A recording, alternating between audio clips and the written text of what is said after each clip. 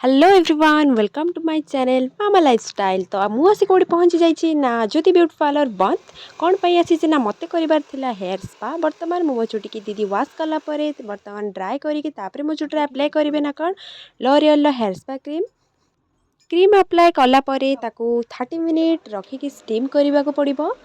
एमती जहाँ भी प्रोसीजर थिला दीदी मो चुटी अप्लाई कले देन आम स्टीम करके 30 मिनिट रखिला पुणी थे मो चुटी मसाज करके वाश करके ड्राए कलापर आपण मैंने मो फाइनाल लुक देखिए। Just wait for 2 minute. आपण मैंने चाहिए हेयर स्पा घरे करेंगे जेहेतु व्यस्त बहुल जीवन में समय बहुत अभाव थी मु पलि आसी सैलून। आपण मानक जदि गोटे smooth healthy and shine hair दरकार ताले मासक थरे स्पा करंतु आउ एई भली smooth shine and healthy hair पांतु। तो यहाँ थिला मो फाइनाल लुक केमती लगुच कमेंट करके निहाती कहबे। रहिली जय जगन्नाथ।